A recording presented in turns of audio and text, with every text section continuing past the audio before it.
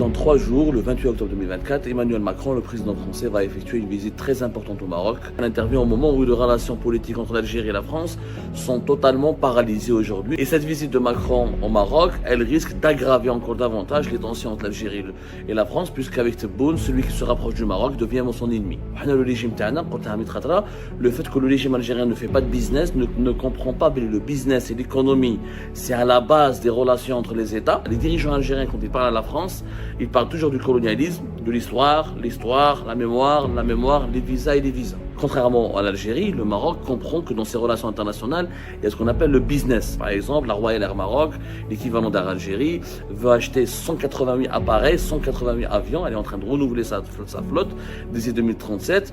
Et Emmanuel Macron veut que les Marocains achètent davantage Airbus. Et il n'y a pas que ça, il y a Alstom pour les TGV. Le Maroc, il a un important programme pour développer le TGV, etc. parce qu'il accueille la Coupe du Monde de football en 2030 avec l'Espagne et le Portugal. Donc Tebboune doit absolument tirer la leçon. Ça fait 3-4 ans où il صاحبي Macron, il est parti au Maroc, signer des contrats, il va faire un discours devant le Parlement marocain, il va faire une grande visite. Dans 3 jours, le 28 octobre 2024, Emmanuel Macron, le président français, va effectuer une visite très importante au Maroc. C'est sa deuxième visite depuis 2017 et c'est surtout sa première visite depuis la crise politique qui a opposé, qui a généré des tensions, un climat très tendu et inédit entre la France et le Maroc depuis 2021 jusqu'à 2021, on va dire jusqu'à la fin d'année 2023. Et cette visite intervient au moment, elle nous concerne nous les Algériens et les Algériens, parce qu'elle intervient au moment où les relations politiques entre l'Algérie et la France sont totalement paralysées aujourd'hui. Je vous rappelle que depuis le 30 juillet 2024, il n'y a plus d'ambassadeur algérien à Paris. Et que Abdelmajid Tebboune n'est pas du tout pressé pour remplacer ou pour nommer un nouvel ambassadeur, puisque l'ancien ambassadeur algérien, il a été à Paris, il a été quelque part, pas limogé, mais on a mis fin à sa fonction, on a mis fin à ses fonctions pour l'envoyer au Portugal. Donc, les relations sont très tendues avec l'Algérie, pas tendues, nous sommes dans une crise carrément franco-algérienne ou algéro-française. L'Algérie boycotte les importations françaises, elle a commencé à boycotter le blé français, elle a donné des instructions verbales, pour le moment le régime Tebboune a donné des instructions verbales pour l'empêcher, de pousser ou de bousiller un petit peu les intérêts économiques français en Algérie. Et cette visite de Macron au Maroc, elle risque d'aggraver encore davantage les tensions entre l'Algérie et la France, puisqu'avec Tebboune, celui qui se rapproche du Maroc devient son ennemi. On sait pas, on ne comprend pas beaucoup le principe.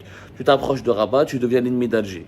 Il y a toujours eu des problèmes et des divergences entre Alger et Rabat, entre l'Algérie et le Maroc, mais auparavant, les présidents précédents, les régimes précédents dans l'histoire de l'Algérie indépendante, que ce soit de l'époque de Ouali Boumediene ou de Chahed Ibn Jdid ou d'Abdelaziz Bouteflika, ils étaient un peu plus raisonnables, ils ne faisaient pas du chantage à d'autres pays en leur disant ou vous êtes notre ami ou vous êtes l'ami du Maroc. Faut choisissez. En fait, les relations géopolitiques, les relations internationales ne sont pas une cour de récréation. On n'est pas à la crèche, on n'est pas dans une école élémentaire, on n'est pas dans un établissement de loisirs. Normalement, les chefs d'État, les intérêts géostratégiques des pays sont gérés avec une certaine maturité, avec certains bon sens.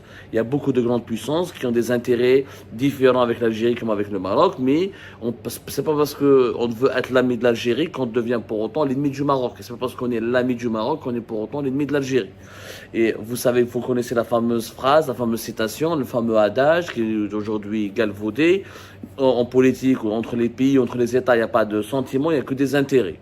Justement, on va vous expliquer l'intérêt de la France pour le Maroc. Parce que certains Algériennes et Algériens croient que Macron va aller au Maroc parce que justement, il y a un lobby pro-marocain en France, il y a un lobby sioniste, il y a un lobby israélien, et que le Maroc complote avec des grandes puissances, ou des lobbies cachés de la finance internationale et du sionisme international contre l'Algérie. Ça n'a rien à voir. La France s'est rapprochée, Emmanuel Macron, qui était extrêmement pro-algérien, depuis 2017, et vraiment c'est peut-être le président français après François, même plus que François Hollande, qui a fait le plus d'efforts pour être l'ami de l'Algérie. Je rappelle que Emmanuel Macron est venu en Algérie avant d'aller au Maroc. Août 2022, il a fait une grande visite. Il fait des gestes d'apaisement à l'égard des Algériennes et des Algériens. Il considère Abdelmajid Tebboune comme son ami. Emmanuel Macron a une relation beaucoup plus particulière avec Tebboune qu'avec le roi du Maroc, Mohamed VI. Et c'est quelqu'un qui a approfondi ses contacts, qui a approfondi ses relations avec Tebboune. On l'a bien vu lors du G7 qui a eu lieu en juin 2024 en Italie. D'ailleurs, Tebboune et Macron se considèrent comme des amis. Ils s'appellent. Chacun de ces deux présidents affirme qu'il est l'ami de l'autre. Et Macron de 2022 jusqu'à 2024, il a, sur le plan de l'histoire, sur le plan de la mémoire, sur le plan des échanges politiques, il a fait énormément de choses pour l'Algérie. Sauf que, justement, les intérêts de la France ne sont pas dans l'histoire et dans la mémoire. Le régime le fait que le régime algérien ne fait pas de business, ne comprend pas le business et l'économie, c'est à la base des relations entre les États. La France ne va pas être le partenaire de l'Algérie juste pour parler de la mémoire, de l'histoire, ou des relations humaines, ou des visas. Les dirigeants algériens, quand ils parlent à la France, ils parlent toujours du colonialisme, de l'histoire, la mémoire, les visas et les visas. Sauf que, en France, il y a des entreprises, qui veulent avoir des marchés, et les relations économiques, malgré les crises politiques et les crispations politiques qui avaient lieu entre le Maroc et l'Algérie, et le Maroc et la France, et ben, les entreprises françaises ont toujours plus investi au Maroc qu'en Algérie. Là, comme un exemple, les échanges économiques entre la France et le Maroc, c'est plus de 14 milliards d'euros. Alors qu'avec l'Algérie, ils sont même pas de 12 milliards d'euros. Et pourtant, c'est nous qui avons le gaz, c'est l'Algérie qui a du gaz et du pétrole. Et c'est la France qui fait plus de commerce avec le Maroc qu'avec l'Algérie. Le nombre des entreprises françaises au Maroc est nettement supérieur à au nombre des entreprises françaises qui sont en Algérie. Et les investissements français au Maroc sont beaucoup plus importants que des investissements économiques français en Algérie. Et pourquoi ?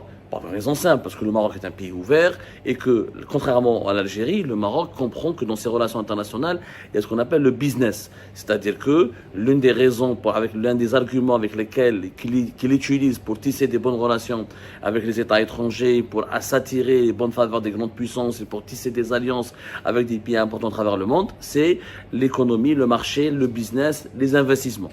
Alors, je vois le programme d'Emmanuel Macron, je vais vous donner quelques exemples.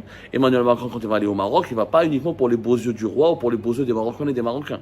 Il va parce qu'il veut vendre, il veut permettre aux entreprises françaises de s'implanter encore davantage au Maroc et de gagner beaucoup d'argent au Maroc. Par exemple, la Royal Air Maroc, l'équivalent d'Air Algérie, veut acheter 180 000 appareils, 180 000 avions. Elle est en train de renouveler sa flotte d'ici 2037. Et Emmanuel Macron veut que les Marocains achètent davantage Airbus. Airbus qui n'est pas que français, c'est européen, mais c'est aussi, il y a beaucoup de composants. L'usine de Airbus à Toulouse, c'est l'un des poumons les plus importants de l'économie française. Donc les 180 avions, Macron et les Français font de la pression, ils font du lobbying au Maroc pour que les Marocains achètent davantage les Airbus au détriment de Boeing. Il n'y a pas que ça, il y a Alstom pour les TGV. Le Maroc, il a un important programme pour développer le TGV, etc. parce qu'il accueille la Coupe du Monde de football en 2030 avec l'Espagne et le Portugal. Il veut développer des lignes de grande vitesse. Et ben Alstom, elle est extrêmement bien positionnée pour l'inaugurer, pour vendre des TGV au Maroc. Voilà. Il y a aussi un groupe français qui s'appelle Naval Group, qui est connu pour la construction des bateaux et des sous-marins. Il est bien positionné pour vendre des bâtiments de la marine, des bâtiments de guerre ou des bâtiments pour la marine marocaine. Qui d'ailleurs, le groupe Naval Group est en concurrent direct avec le groupe allemand ThyssenKrupp Marine System. Donc il y a énormément d'intérêts économiques. Et Emmanuel Macron, il vient au Maroc d'abord, mais regardez la différence entre nous et les Marocains. Nous, les Algériens et les Algériens, nos dirigeants, les dirigeants marocains et les dirigeants algériens. Les dirigeants algériens, quand ils parlent aux dirigeants français, ça parle que de mémoire, que d'histoire, colonisation, décolonisation, mais jamais de business. Je vois les projets français en Algérie, sont tous bloqués. L'usine Renault d'Oran, bloquée. Le projet qui devait permettre à Peugeot d'avoir une usine en Algérie, bloqué. Les banques françaises, Société Générale, BNP sont surveillées, limitées. Elles sont confrontées à une concurrence déloyale et au dumping des banques étatiques algériennes. Les importations françaises sont boycottées. Maintenant, les entreprises algériennes, quand elles veulent faire des partenariats avec les entreprises françaises, c'est extrêmement difficile. Donc, ni tu peux importer français, ni les Français ne peuvent. Alstom, elle a juste un partenariat avec une entreprise étatique algérienne pour faire des tramways, etc. Et ça marche pas comme avant. Parce que le projet de doter des tramways de plusieurs villes algériennes s'est arrêté. Il n'y a que Bouteflika qui était vraiment ambitieux. Il a doté 7 villes algériennes de tramways. Par exemple, comme Moustranem, comme Sidi Bel Abbès, comme Mourgla, comme Sétif, comme Alger, etc. Mais, économiquement parlant, les Français n'ont plus d'intérêt en Algérie. Total, un jour ils sont bloqués, un jour ils sont débloqués, un jour ça va bien avec son attraque, un jour ça va mal avec son attraque. C'est jamais total, c'est jamais stable. Alors que, par exemple, les Alstom, les Français au Maroc, ils vont faire une ligne d'extension, un TGV, de Knetra à Marrakech. Donc, ils ont beaucoup d'ambition. Mais c'est le business qui compte. انت يا حبابك تبون غلق على البلاد كاع غلقها كاع. غلق قسمها كاع البلاد. Ni tu peux importer, ni tu peux commercer, ni tu peux t'implanter, ni tu peux t'investir. Ah, comment veux-tu que les Français s'intéressent à toi? Comment voulez-vous que les Français ne choisissent pas le camp du Maroc au détriment de l'Algérie? C'est logique, Emmanuel Macron, à la fin, il a beau aimer Tebboune, il a beau considérer Tebboune comme son ami, mais la France ne vit pas de l'amitié, elle vit du business, elle a besoin que ses entreprises exportent, et le Maroc, c'est un marché qui grandit, et le Maroc est intégré à l'Afrique de l'Ouest, et c'est un pays qui est plus ouvert, ils ont des banques plus connectées à la finance internationale, donc ça attire plus les Français ça attire plus les Français que l'Algérie qui fait absolument aucun effort pour attirer les investisseurs et les entreprises françaises. D'ailleurs, l'un des premiers pays dans lequel s'expatrient les Français à travers le monde, c'est le Maroc. Donc, Macron a été obligé de revoir totalement sa politique et de s'intéresser au Maroc. Ah, il est la réalité. C'est ça la réalité, Ajma'at al-Khair. Et la réalité, c'est que nous avons des dirigeants qui ne font pas de business. Et sans business, on ne peut pas approfondir les relations diplomatiques avec les grandes puissances. Les gens ne vont pas nous aimer pour nos beaux yeux. Les gens ne vont pas nous aimer pour notre désert. Nous, les Algériens et les Algériens, nous avons des dirigeants qui ne savent pas attirer les investissements, qui ne savent pas parler de business, avec lesquels on ne peut pas parler business. Ils font que bloquer, que débloquer, interdire, pas interdire, demander de la chipa, demander des pots de vin, etc. L'État est présent partout, l'État verrouille partout, les monopoles de l'État sont partout, les télécoms, l'aérien, etc. Comment voulez-vous qu'aujourd'hui, que demain, un pays, une puissance comme la France, va prioriser l'Algérie au détriment du Maroc? C'est pas possible. C'est pas possible. Donc Tebboune doit absolument tirer la leçon. Ça fait 3-4 ans où il y a le Sahbi Macron. Ah, Sahbak وين راح? Sahbak il est parti au Maroc, signer des contrats, il va faire un discours devant le Parlement marocain, il va faire une grande visite, la France et le Maroc se réconcilient. Et l'Algérie, pendant 3 ans, elle a été le partenaire privilégié de la France au Maghreb. On a gagné quoi? Qu'est-ce qu'on a gagné avec les Français pendant 3 ans? دارونا TGV ما دارووناش. دارونا كاش بروجي تاع des voitures ما دارووناش. Est-ce qu'on a fabriqué? On n'a même pas fabriqué une pièce détachée avec les Français. ما ربحنا معاهم والو.